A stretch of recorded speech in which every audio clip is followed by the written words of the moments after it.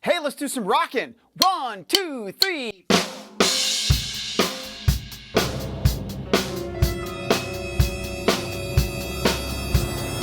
No? Okay, I got one. This is definitely it. 1, 2.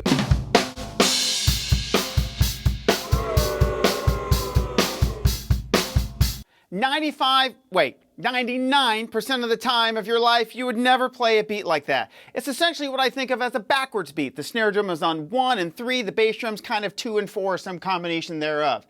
Now, in a jazz context, it's not that weird to hear. Let me give you a quick example of that.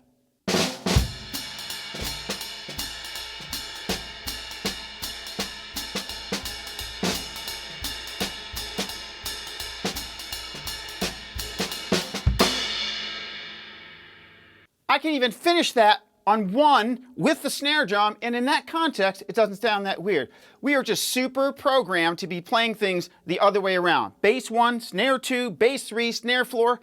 That's it. Occasionally you'll hear something backwards. I can think of 2 examples right off the bat. One is Sunshine of Your Love, Cream.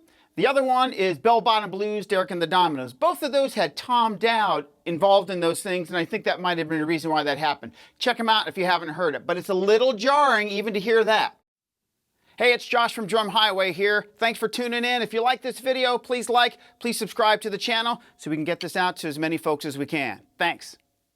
There's a couple different ways you can actually use these things. As a backwards groove, or what we're going to use today is I think of as a backwards fill. So we're going to play a 4-bar phrase, play 3 different backwards variations as our groove fill, and when you put them in context, it doesn't sound that weird.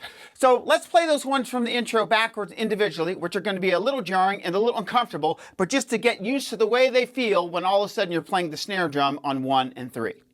Backwards groove fill number 1. Snare on 1, bass on 2, snare on 3, bass on 4. No big deal. 1, 2, play it backwards.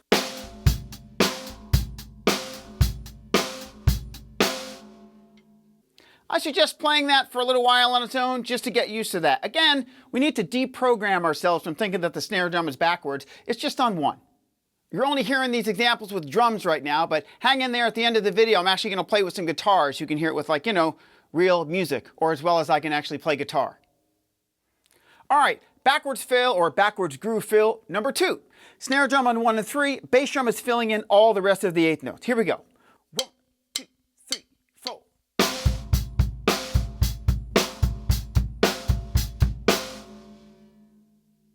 Again, do that one a bunch just so you get used to it.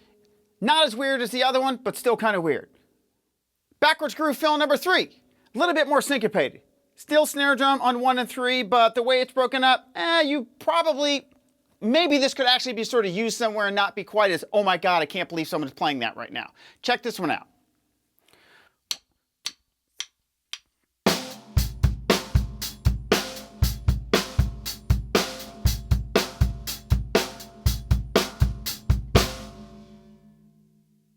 All right, now that we've got our 3 variations down, let's put them into action. We're going to play a 4-bar phrase with each one of these at the end of a 4-bar phrase as the 4th bar as our backwards groove fill. Let's do variation number 1 first.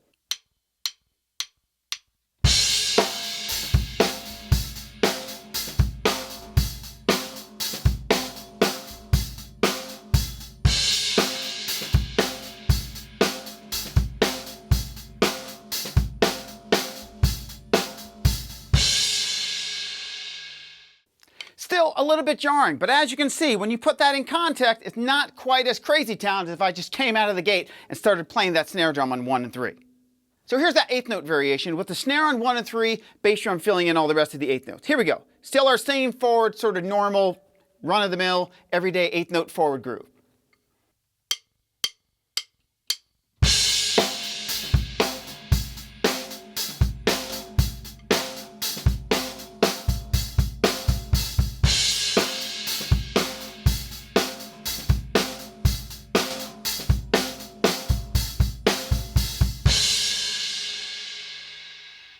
Something to remember for all these things is that getting into it, you're going to hit the snare drum on 4, and then to start that fill, you got to hit the snare drum on 1 again. So you got to flip it around backwards.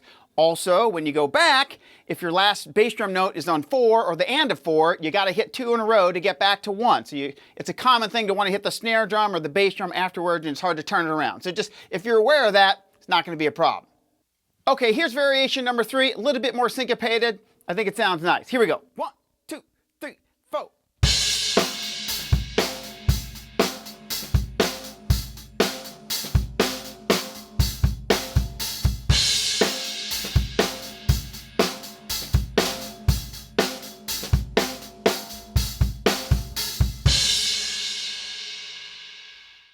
So as you can clearly hear, when you put these into context, they're not nearly as jarring. Maybe a little bit, but not nearly as they are when they're played isolated. It's just another way of thinking about playing time or playing fills or playing grooves, where when you put the snare drum or play things that kind of sound backwards, they change the texture. They definitely have a unique sound, but they may not necessarily have been something that was on our radar, because we hardly ever think to play grooves that way.